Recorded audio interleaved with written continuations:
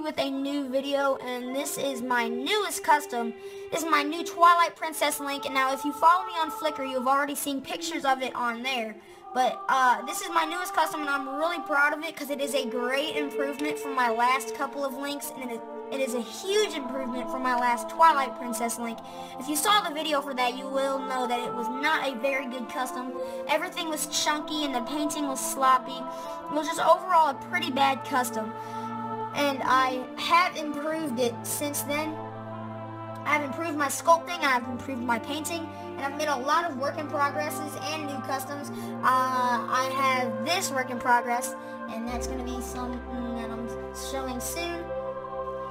But this is my Twilight Princess Link, and it took me a very long time to make, and I'm very proud of it, so I'm just going to hop right into the review.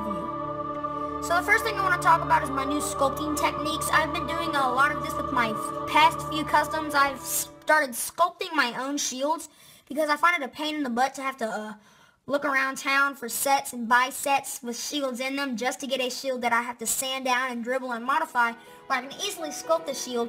And I have got a new sculpting material. It's green stuff. It's really good. Go check it out.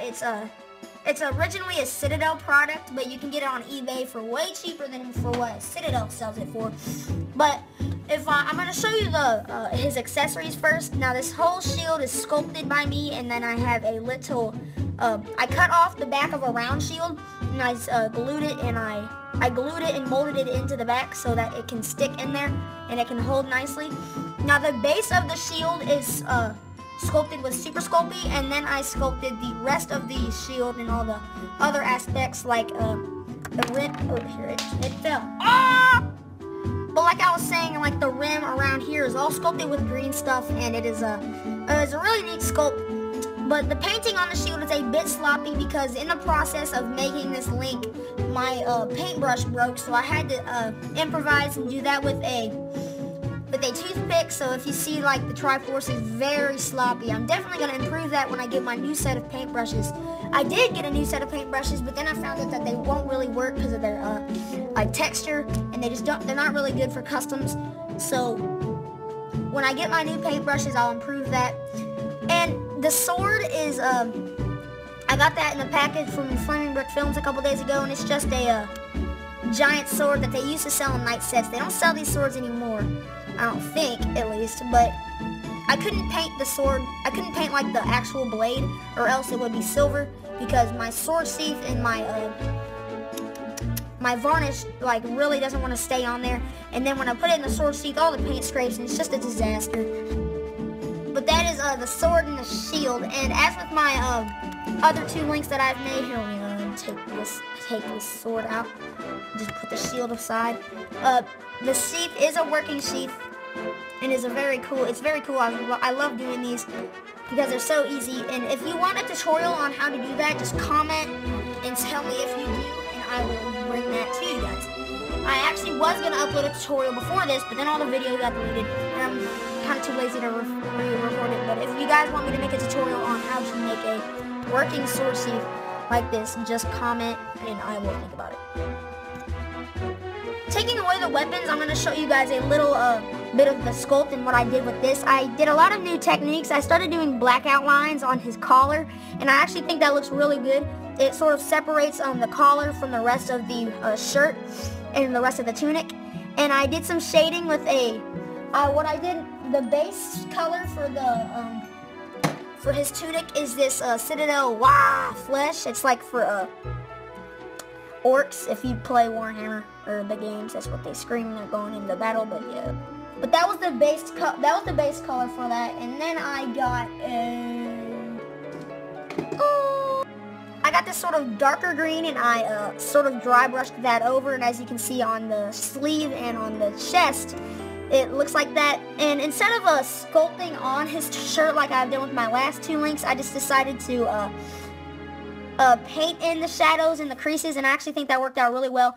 It made him look sort of thinner because with my last two links he looked really chunky, so I decided to tone it down and just sculpt on the belt and his belt and his tunic, and not his shirt. And I think that turned out really well. But now we're gonna I'm now going to tell you what I did with the tunic. The tunic was my first try with green stuff, so if it's a little chunky, I was working on that. But I actually like how I'm like sculpted in the folds and the creases. I'm going to be working on that more. I've already gotten some practice figures going, and I will show those soon, hopefully on my Flickr. Now, I don't do reviews of like small figs. Like, I have an Epona that's a work in progress, but I probably won't do a whole separate video because I'm not just going to show you like a work in progress Epona on my YouTube. I want to show you finished customs on here.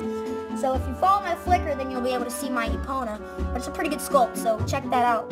But I've been working a lot on green stuff, and I really like it. And it's a really good sculpting material, so I would definitely think about buying that. Now, I actually use a mix of Super Sculpey and green stuff. I think I already said that, but the whole head sculpt is Super Sculpey, and I really like that. I think the hair is a definite improvement from the Twilight Link's, my old Twilight Princess Link's hair. I think that's probably one of the biggest and most obvious improvements, because on my old Twilight Princess Link, it was really flat and it just didn't match his hair, but on this, I was able to like really accurately display his hair onto this custom, and it's just really good in my opinion. The only thing that I don't like about this Link is this. This is a very sloppy thing. I could not really smooth that out, so I don't know why I just didn't take it off and redid it with Super Sculpey, but that was green stuff. It was very kind of like chunky, and I just needed to work on that. But that's probably the only thing I really don't like about this custom. Everything on this custom is pretty much really good, in my opinion. And yeah, a lot of people are saying that I sound cocky. It's all in my opinion, man. And another thing that I like is the earring, how it goes all around the ear. And I know his earring isn't technically blue, and most of the pictures that I saw was silver, but I thought blue really contrasted from the rest of the custom, and it just looked really good. And on the sleeves, as you can see, if you can see actually, I got an ivory as the base, like this ivory paint. And I mixed a few whites and browns, and then I dry brushed some sort of tan terminatus stone, and that made it look kind of creased and old and weathered. And that looks really good.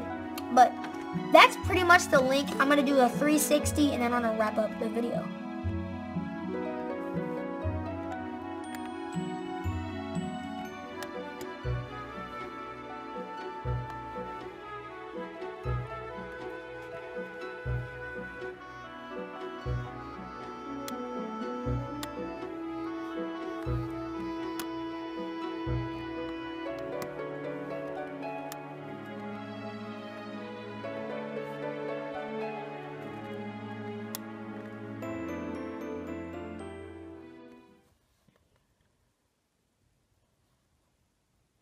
Thank you guys so much for watching. I really appreciate it, and I hope you liked the custom as much as I did, because this is a really big improvement on my last customs, and I just really like it. I've done a lot of new sculpting techniques, and all the aspects of it are just way different than what I usually do. I'm just going out of my comfort zone, and that's what makes an artist. So thank you guys for watching. I hope you liked the custom, and check out some of my other videos. I will leave a link in the description to my Flickr if you want to see some stuff that I don't normally show on my channel. But thank you guys for watching, and yeah, I will see you in the next video. Bye.